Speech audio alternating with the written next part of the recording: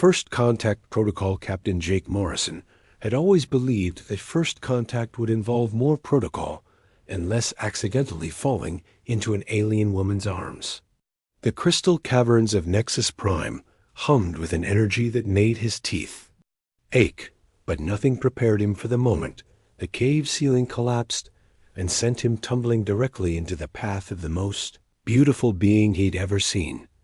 She caught him with impossible grace, her luminescent blue skin glowing brighter at the contact. Her silver hair flowed like liquid starlight, and when their eyes met, something fundamental shifted in the universe. The Zephyrian woman steadied him with hands that felt like touching electricity and warmth combined. "Human," she said in perfect English, though her voice carried musical undertones that no human throat could produce. "You should not be here." Jake found his voice somewhere between panic and wonder. "Neither should you, apparently." "I'm Captain Jake Morrison, Earth Colonial Survey." "I am Lirelei of the 7th Constellation," she replied, not releasing his arm. Where her fingers touched his suit, small sparks of golden light danced across the fabric. "This cavern is sacred to my people. Your presence here violates the Neutral Zone Treaty." Jake wanted to argue, to explain that his survey team had detected unusual energy readings that could benefit both their species. Instead, he found himself lost in her eyes, which shifted color like nebulae viewed through a telescope. The air around them began to shimmer with the same golden sparks that marked her touch. "Something's happening," Jake whispered, watching. The light spread from their point of contact up both their arms. The sensation wasn't painful, but it was overwhelming, like suddenly being able to hear colors and see music. Lirelei's eyes widened in what he assumed was alarm. "The resonance," she breathed. "The ancient text spoke of this, but I thought them mere legend." The golden light reached their shoulders, and suddenly Jake could feel something that wasn't quite his own heartbeat. It was similar, but offset by a fraction of a second, like an echo of his pulse. He could sense Lirelei's surprise, her curiosity, and underneath it all, a loneliness that matched his own perfectly. "What's happening to us?" he asked, though part of him already knew this wasn't something that could be easily explained or reversed. "The binding," she said softly. "When two souls recognize their other half across the void, the universe itself conspires to unite them." Jake felt her thoughts brush against his like gentle waves against a shore. Her memories flickered through his mind, images of crystalline cities beneath purple skies, of a woman who spent her nights studying ancient texts and her days exploring forbidden places. "This is impossible," he said, even as he found himself reluctant to let go of her hand. "Many impossible things become possible when the heart recognizes its home," Lirelei replied. And Jake realized that somewhere in the space between one heartbeat and the next, his entire universe had changed forever. The pull of two worlds. 3 days had passed since the binding, and Jake couldn't concentrate on anything except the constant awareness of Lirelei's presence echoing in his mind. His survey team noticed his distraction, but how could he explain that he was psychically connected to an alien woman who was supposed to be his enemy? His communication officer, Lieutenant Torres, frowned at him across the briefing table. "Captain, the energy readings from the crystal caverns have increased by 40% since your survey. Command wants answers." Jake nodded absently, his attention split between the meeting and the gentle mental touch that told him Lirelei was somewhere in the northern canyon, studying more ancient texts. Through their bond, he could feel her excitement about something she'd discovered. "Sir?" Torres prompted. "Your orders?" "Continue monitoring from a safe distance," Jake said finally. "And absolutely no unauthorized personnel in those caverns." What he didn't mention was that Lirelei had warned him, through their connection, that her people were also investigating the increased energy levels. The Zephyrians believed the binding had awakened something in the planet's core, something that had been dormant for millennia. That evening, Jake found himself walking toward the canyon, despite every regulation that forbade contact with Zephyrian forces. The pull wasn't just emotional anymore. It was physical, as if the universe itself was guiding his steps. The twin moons cast silver light across the alien landscape, making everything look dreamlike and surreal. He found Lirelei standing at the edge of a cliff, her silver hair streaming in the night wind. She turned as he approached, and her smile was like watching stars being born. "I knew you would come," she said. "The bond calls to you as it calls to me." "My people think I'm losing my mind," Jake admitted, joining her at the cliff's edge. "They're not entirely wrong." Through their connection, he felt her amusement mixed with understanding. "My clan believes I have been touched by cosmic madness. They speak of sending me to the healers on Zephyr Prime. Would you go?" The question hung between them like a bridge neither was sure they wanted to cross. Lirelei was quiet for a long moment, her thoughts carefully shielded from him. "The ancient texts speak of pairs who were bound across species," she said finally. "They were said to become bridges between worlds, capable of understanding and uniting different peoples. But they also became outcasts, belonging fully to neither world." Jake felt a chill that had nothing to do with the alien wind. "And what happened to them?" "Some say they found a third path, a place between worlds where love could exist without boundaries." She turned to face him fully. "Others say they were destroyed by the very forces that created them." Despite the warning in her words, Jake reached for her hand. The moment their skin touched, the golden light returned, but stronger now, spreading. Not just through them, but into the ground beneath their feet. The cliff face began to glow with the same luminescence. "It's spreading," Lirelei whispered in wonder.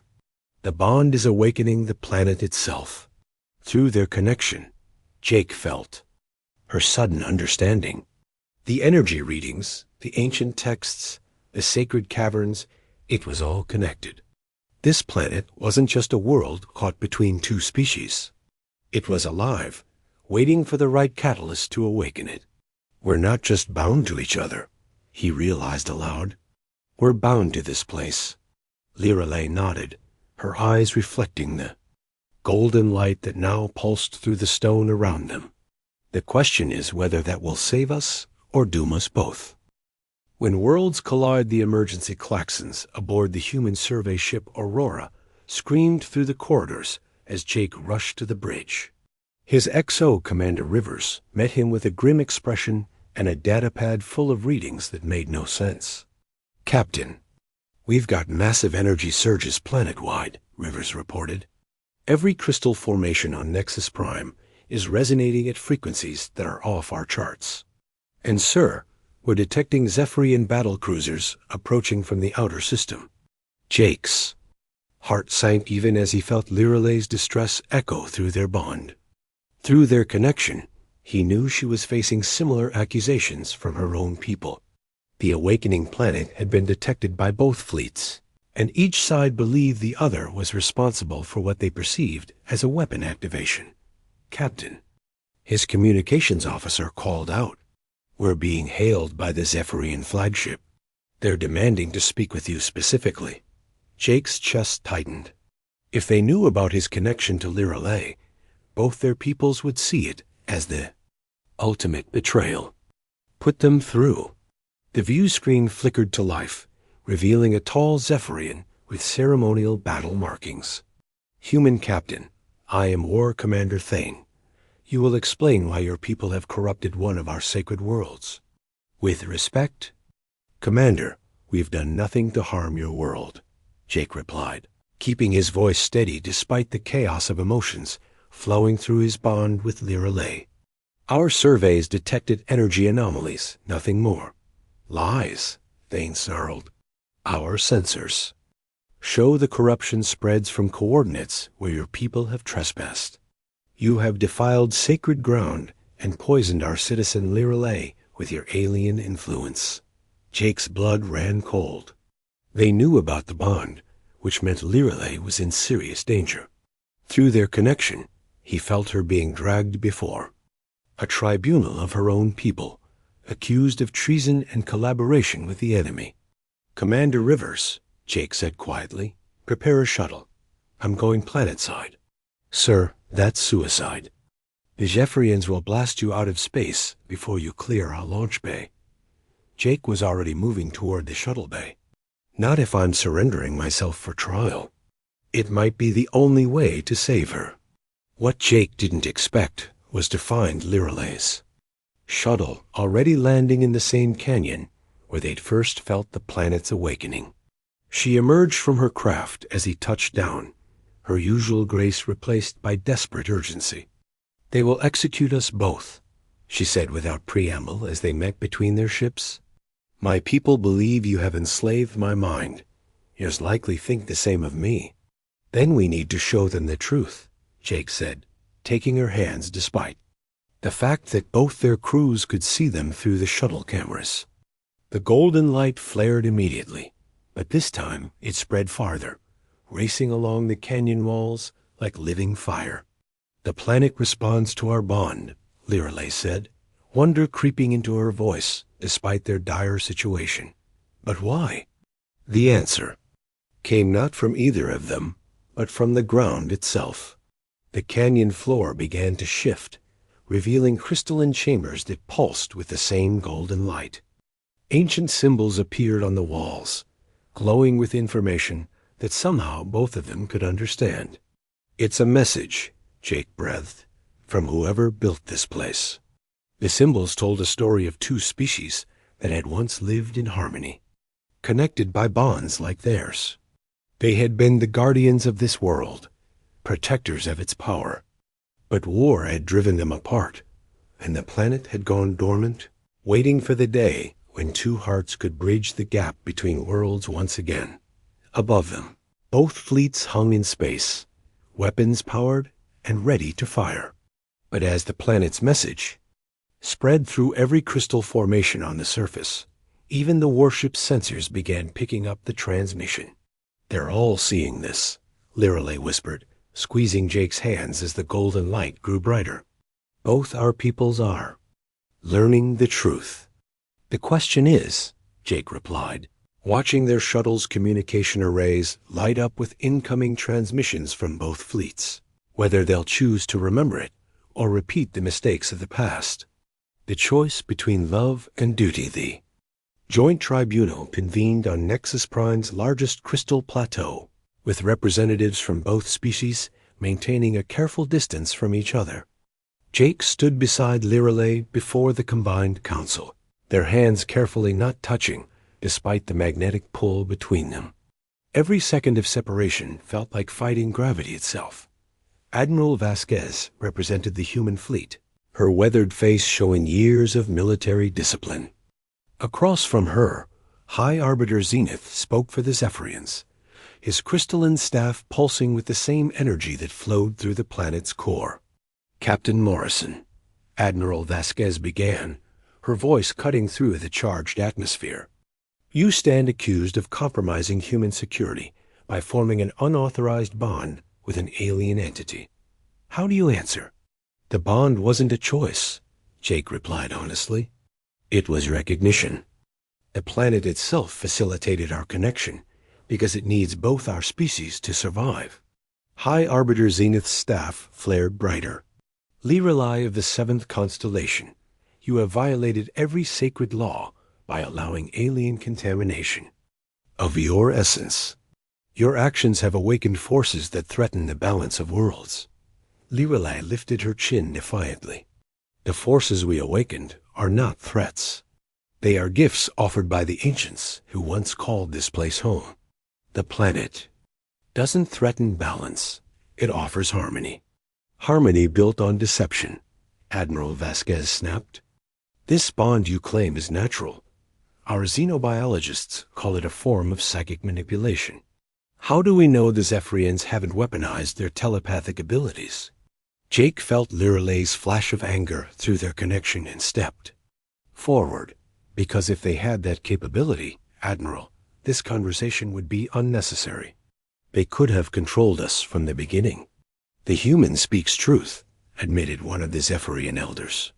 "Our kind cannot force such bonds. They arise only when souls recognize their true, pairing across the void." High Arbiter Zenith struck his staff against the crystal floor. "Which makes it all the more dangerous. These bonds could spread, weakening the pure essence of both our peoples.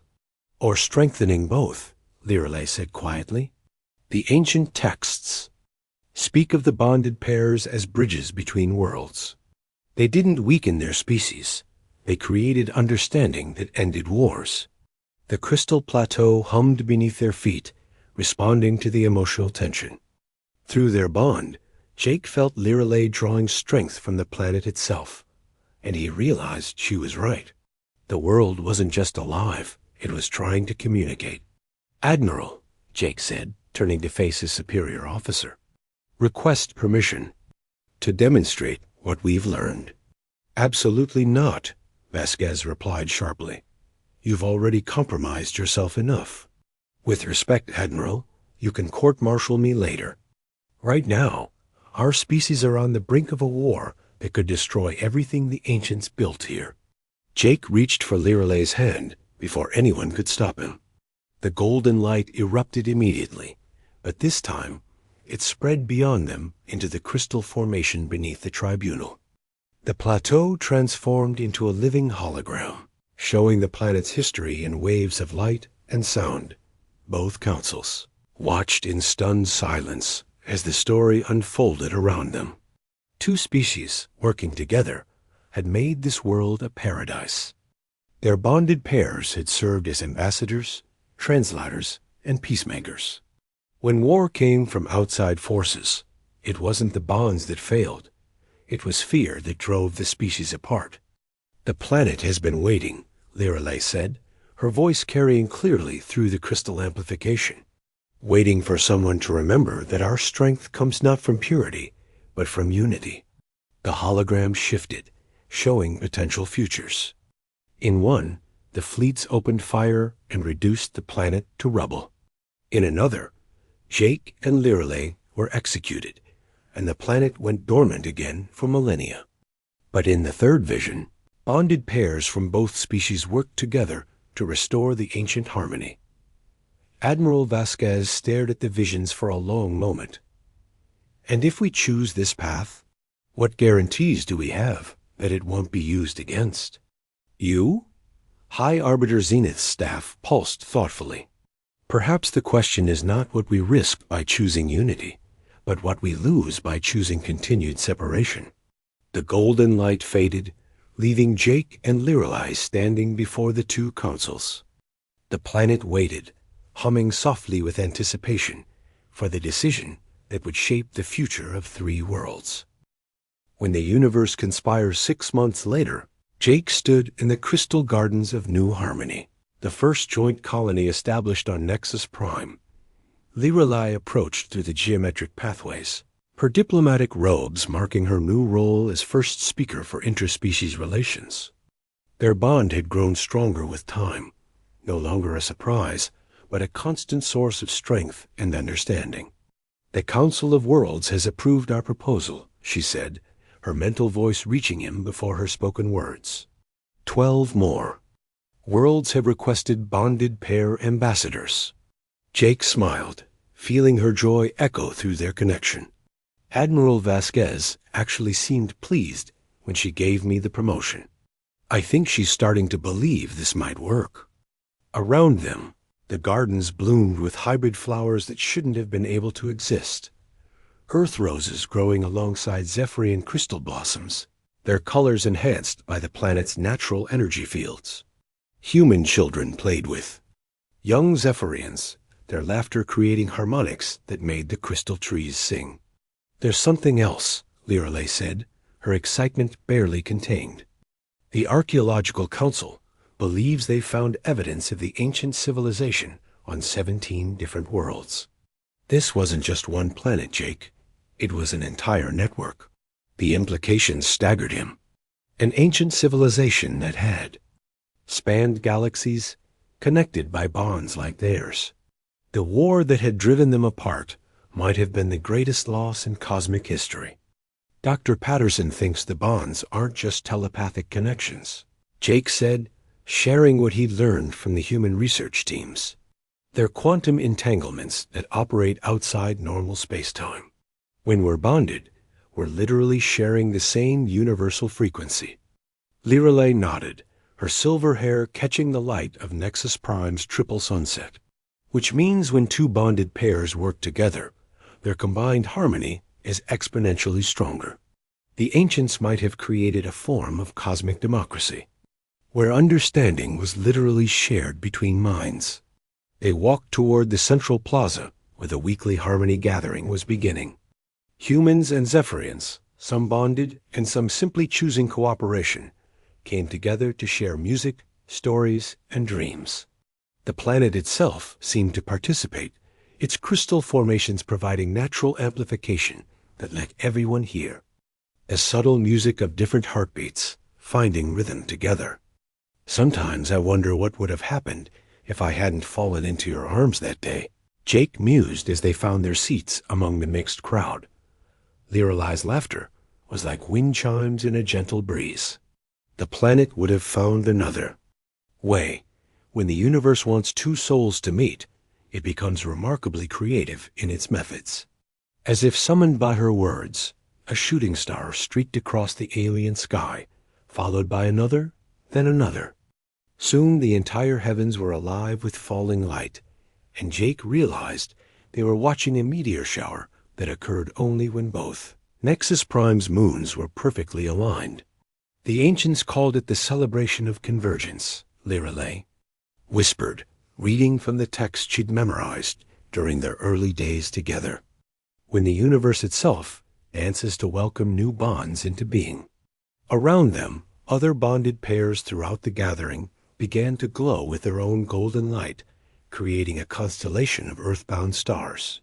The sight was so beautiful that even the unbonded humans and Zephyrians reached for each other's hands, and for a moment, the entire colony was connected by choice, if not by cosmic force. "I love you," Jake said, the words carrying through both speech and thought to reach every corner of Lirelei's soul. "I love you too," she replied, and the planet itself seemed to pulse with approval. "And I love the universe that brought us together." Above them, the meteor shower continued, each falling star a reminder that sometimes the most impossible things were simply love waiting to be recognized. In the distance, ships from a dozen different worlds approached Nexus Prime, carrying diplomats and dreamers who had heard the story of the bonded pairs and wanted to see if such harmony could spread beyond the boundaries of species and star. Systems. The universe, it seemed, was conspiring for love after all.